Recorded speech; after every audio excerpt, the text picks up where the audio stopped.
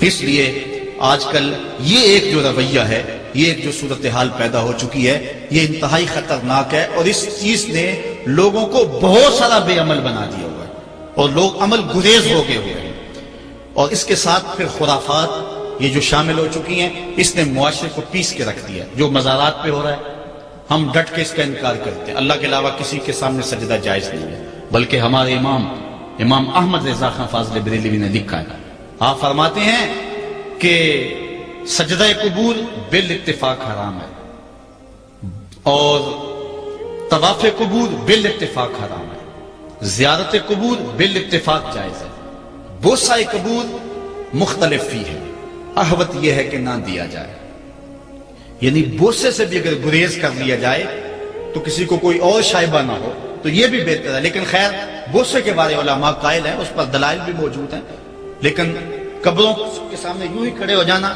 اور کھڑے ہو کر کے یوں سر جھکانا یہ جائز نہیں ہے۔ علامہ اقبال کہتے ہیں کبھی تم نے دیکھا کوئی کتا بھی کسی کتے کے آگے سر جھکاتا ہو؟ یہ تو اس کو بھی پتہ ہے کسی کے آگے سر نہیں جھکانا، حضرت مجدد کی تعلیم کیا تھی؟ یہی بات کہی تھی اکبر نے کہ سجدہ نہیں کرتے تو ساری جھکا دیں، آپ نے فرمایا نہیں جھکاؤں گا۔ پھر اس نے آپ کو دربار میں بلوایا، سازش کی، دروازہ چھوٹا رکھا کہ حضرت مجدد الفسانی جب داخل ہوں گے تو سر جھکا کے تو گزریں گے تو کہوں گا لو سر جھکا ہی لیا، لیکن جن کے سر کو اللہ بلند کرے کون جھکا سکتا ہے؟ حضرت مجدد جب دروازے پہ پہنچے تو سمجھ گئے کہ یہ میرے لیے ایک جال بنا گیا ہے کہ جھکوں گا تو گزروں گا۔ آپ نے پہلے اپنی ٹانگیں داخل کی تو اقبال خراج پیش کرتا ہے، حاضر ہوا میں شیخ مجدد کی لحد پر، وہ خاک کے زیر فلک مطلع انوار، گردن نہ جھکی جس کی جہانگیر کے آگے، جس کے نفس گرم سے ہے گرمی احرار، وہ ہند میں سرمایہ ملت کا نگہبان، اللہ نے بر وقت کیا جس کو خبردار۔ اس لیے کسی کو اپنے سامنے جھکانا یا کوئی میرے لیے کھڑا ہو، حضور نے یہ بھی فرمایا کہ جو شخص یہ ارادہ رکھے کہ میرے لیے لوگ کھڑے ہوں اپنا ٹھکانہ جہنم میں تلاش کرے۔ آج خود اگر کوئی کھڑا ہو جائے تو یہ اس کی مرضی، اور حضرت سعد آئے، حضور نے فرمایا قوموا الی سیدکم، یہ تمہارا سردار آیا، اس کا اٹھ کے استقبال کرو۔ لیکن اگر کوئی خود چاہے کہ میرے لیے کھڑے ہوں تو اس کے لیے یہ وعید فرمائی۔ اس طرح اگر تمہارے کوئی ہاتھ چوم لیتا ہے لیکن ہاتھ چومنے کے بغیر یوں گردن جھکانا یہ درست نہیں ہے، لیکن ہاتھ چومنے کے لیے تو وہ صحابہ کے عمل سے ثابت ہے۔ لیکن اگر کوئی چاہے کہ میرے ہاتھ چومے جائیں اور اگر جو نہیں چومتا تو اس سے ناراض ہو جاتے ہیں۔ میں ایک دفعہ ایک صاحب کو ملنے گیا تو ہم ہر شخص کے ہاتھوں نہیں نہ چومتے، آخر جو ہے وہ کسی کے ہاتھ چومنے ہوں تو پھر کچھ دیکھنا بھی تو ہوتا ہے، دل اسے دے دیں جو دل بھر ہی نہ ہو، تو ہم تو کسی کے ہاتھ چومتے ہیں نا، ہم وہ ہاتھ چومتے ہیں، وہ پاؤں چومتے ہیں جو راہ حق کے مسافر ہوتے ہیں، ہم ان ہاتھوں کو بوسہ دیتے ہیں، اور اگر ہماری آنکھوں کی پلکوں کے ساتھ لگ جائیں تو اعزاز سمجھتے ہیں۔ تو خیر میں نے مصافحہ کیا تو ناراض ہو گئے، انہوں نے پکڑ کے میرے ہاتھ چوم لیے، کہنے لگے لو کیا بگڑا ہے میرا؟ میں نے کہا کہ ٹھیک ہے تمہارا کچھ نہیں بگڑا لیکن میرا بھی کیا بگڑا اگر نہیں چومے تو یہ عجیب سی کہانی ہے، ناراض ہو جاتے ہیں۔ ایک بت خانے بنے ہوئے ہیں، لوگ آئے ہمیں خدا بلاؤ، تم نے اپنی پوجا شروع کروا دی۔ لوگ آئے کہ خدا کا نام جپا جائے اور تم صرف اپنی ہی خوشامد چاہتے ہو، ہر وقت تمہارا ہی ذکر ہو۔ میں کتنے آراس کو جانتا ہوں جہاں اللہ رسول کا ذکر نہیں ہوتا، پیر کا ہی ذکر ہوتا ہے، کرامتیں بیان ہوتی ہیں، اور پھر آج کل جھوٹی کرامتوں کا ایک کاروبار چلا ہوا، عجیب رنگ ڈھنگ ہے، عجیب بات ہے، خوابیں گھڑی جا رہی ہیں، کرامتیں گھڑی جا رہی ہیں۔ میرے پاس بھی کئی لوگ آئے خوابیں لے کر، جی یہ ہم نے دیکھا ہے، میں نے کہا تم نے دیکھا ہوگا، میں نے نہیں دیکھا ہے۔ لوگ بڑے مفاد پرست ہیں، بڑے بڑے رنگوں میں آتے ہیں۔ ایک بندہ میرے پاس ایک دفعہ آیا کہ جی میرے پاس 12 موئے مبارک ہے، میں 2 آپ کو دینا چاہتا ہوں۔ میں نے کہا تو لوٹ سیل لگائی ہے، موئے مبارک کوئی تماشا ہے؟ جہاں سے مرضی کو بال اٹھا کے کہہ دیتا ہے یہ حضور کا موئے مبارک ہے، یہ کوئی تماشا ہے؟ اگر کوئی ہے اور کثرت سے دنیا پر موجود ہے وہ تو برکت والی بات ہے، لیکن آج ہر لائی میں رازدار دین شدے والی بات ہے، اور ہر شخص جو مرضی دعویٰ۔ ایک بندے نے ایک دن مجھے رات کو فون کیا، جناب کہاں ہے؟ میں نے کہا گھر میں ہوں۔ کہنے ذرا باہر نکل کے دیکھو۔ میں نے کہا کیا ہے؟ کہا جی آسمان کی طرف دیکھو۔ میں نے کہا ہوا کیا ہے؟ کہنے لگا چاند کے اندر حضور کی تصویر ہے۔ میں نے کہا تو پاگل ہے، لوگوں نے زندگیاں گزار دی اور زیارت نہ ہوئی، اور تو جو ہے لوٹ سے لگا دی ہوئی ہے کہ چاند کے اندر تصویر لگا دی۔ میں نے کہا کمال ہے، بات کرنے والی ہے تیری۔ ہمارے ہاں ذوف الاعتقادی اتنی پھیل گئی ہے کہ جو بات کرے لوگ پیچھے دوڑ پڑتے ہیں۔ کئی ایسے واقعات ہوئے ہیں، کوئی کہتا ہے میرے گھر میں حضور کے قدم لگے ہیں، کوئی کچھ بول رہا ہے، کوئی کچھ بول رہا ہے۔ یہ لوگ اللہ سے ڈرتے نہیں ہیں، خوف نہیں کرتے۔ جھوٹی خوابیں، جھوٹی کرامتیں اگر سچی ہیں تو میں ان کا انکار نہیں کرتا، لیکن اس وقت معاشرے کے اندر جو کچھ ہو رہا ہے میں اس کی نشاندہی کر رہا ہوں. اپنے بھی خفا مجھ سے ہیں، بیگانے بھی ناخوش. میں زہر حلال کو کبھی کہہ نہ سکا کند، بات وہی کہتا ہوں سمجھتا ہوں جسے حق. نئے ابلۂ مسجد ہوں، نئے تہذیب کا فرزند. میں کہتا ہوں اگر جھوٹوں کے پیچھے چلو گے رسول اللہ ناراض ہو جائیں گے تم سے. یہ جرأت کیوں کرتے ہو؟ یہ ہمت کیوں کرتے ہو؟ کیوں جھوٹے دعوے کرتے ہو؟ سچ بولو، تمہارے پیچھے کوئی لگے یا نہ لگے اس کی پرواہ نہیں ہے. یا ایھا الذین آمنوا اتقوا اللہ وقولوا قولا سدیدا. اللہ فرماتا ہے ایمان والو سیدھی سیدھی بات کرو. پھر کیا ہوگا؟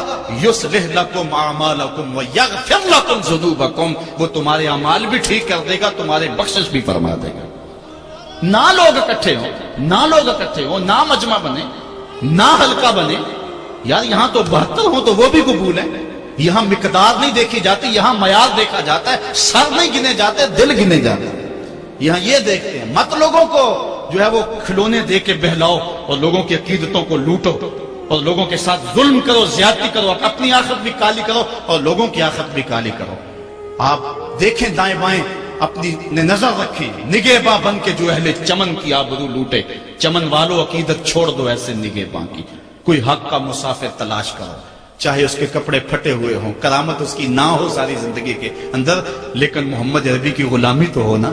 حضرت شاہ نقشبند بخاری سے کسی نے پوچھا حضور آپ کی کوئی کرامت؟ فرمانے لگے اس سے بڑی کرامت کیا ہو سکتی ہے؟ اتنے گناہوں کے باوجود زمین پہ چل رہا ہوں اور زمین مجھ کو دھنسا نہیں لیتی اپنے اندر. ہمارے بزرگوں کی تو کہانیاں یہ تھی اور آج تھوک کے حساب سے کرامتیں دی جا رہی ہیں. آج کے پیروں کی اتنی کرامتیں، غوث پاک کی بھی اتنی کرامتیں بیان نہیں ہوتی جن کی ان کی کرامتیں بیان ہو رہی ہیں. دڑا دڑ کرامتیں بیان کر رہے ہیں. ایک بندے کے یہاں بچہ پیدا ہوا اور اس نے یہ شور کر دیا کہ یہ رمضان کے دنوں میں دودھ نہیں پیتا، اس لیے کہ حضرت غوث پاک بھی نہیں پیتے تھے، وہ بھی پیدائشی غوث تھے اور یہ بھی پیدائشی غوث ہے اور رمضان کے دنوں میں دودھ نہیں پیتا. اچھا کوئی 2-4 ماہ گزرے تو اس غوث کی ماں کو طلاق دے کے نئی عورت سے شادی کر لی. میں نے کہا کم از کم اتنا تو خیال رکھتے، جس نے غوث جنم دیا ہے اس کو تو عزت سے گھر سے رکھتے. تو یہ کیا تماشے ہیں؟ کیا لوگ بے وقوف ہیں؟ اب لوگ سمجھنے لگے ہیں. لوگ جو ہے وہ ان وجہ سے پھر دور دین سے ہوتے ہیں. نقصان یہ ہوتا ہے. لیکن میں آپ کو کہتا ہوں دنیا سے حق ناپید نہیں ہوا. اگر مداری گر موجود ہیں، ڈاکو لٹیرے اور چور موجود ہیں تو حق کا ڈنڈورا دینے والے بھی اس دھرتی پہ بستے ہیں.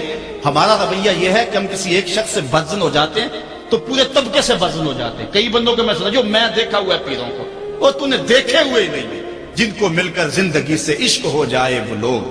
شاید آپ نے دیکھے نہ ہو مگر ایسے لوگ بھی ہیں کہ جن کو دیکھ کر کے زندگی گزارنے کا ڈھب آ جاتا ہے، سلیقہ اور طریقہ آ جاتا ہے. ان لوگوں کی تلاش کرو. اگر ایک دکان سے کپڑا صحیح نہ ملے، سودا صحیح نہ ملے تو آپ جو ہے کیا کھانا پینا چھوڑ دیتے ہیں؟ آپ کو پتا پورے شہر سے مٹھائی کہاں سے اچھی ملتی ہے، آپ کو پتا پورے شہر سے کپڑا کہاں سے اچھا ملتا ہے، آپ کو پتا پورے شہر میں جو ہے وہ فلاں چیز اچھی کہاں سے ملتی ہے. دین بھی ڈھونڈو کہاں سے خالص ملتا ہے اور کہاں سے نہ خالص ملتا. اس کے لیے محنت کرنی پڑے گی. جھولی میں یوں نہیں ڈال دیا جائے گا. اس کے لیے تمہیں جانا پڑے گا، کوشش کرنی پڑے گی. ہاں ایک سے دھوکہ کھاؤ گے، 2 سے کھاؤ گے، 3 سے کھاؤ گے، لیکن جو تم دھوکہ کھاؤ گے تم تو رب کے نام پہ کھاؤ گے نا. حضرت عمر رضی اللہ تعالیٰ عنہ کی عادت تھی جو غلام لمبی نمازیں پڑھتا اس کو آزاد کر دیتے. غلاموں کو سمجھ آ گئی لمبی نمازیں پڑھنی شروع کر دی، آپ آزاد کر دیتے. کسی نے کہا عمر تم تو بھولے آدمی ہو، یہ نمازیں اللہ کے لیے نہیں پڑھتے، یہ آزادی کے لیے پڑھتے ہیں. تو حضرت عمر نے کہا یہ مجھے اللہ کے نام پہ دھوکہ دیتے ہیں، میں 100 بار کھانے کے لیے تیار ہوں. ایک جگہ سے دھوکہ کھایا، 2 سے کھایا، 3 سے کھایا، 4 سے کھایا.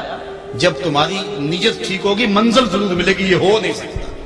خورش بے بدرا جو کب کو امام کہ یک روز افتد ہمائے بدام. سادی کہتے ہیں چارہ ڈالتا جا، دانا ڈالتا جا. کبھی تتر آئے گا، کبھی مور آئے گا، کبھی کبوتر آئے گا. پھر ایک دن جس کو تو تلاش کرتا ہے وہ ہما بھی تو آ ہی جائے گا نا. اس لیے حق کے سفر کو نہ چھوڑنا، چلتے رہنا اور راہ حق کی جو ہے منزل پر جو ہے وہ انشاءاللہ ایک دن ضرور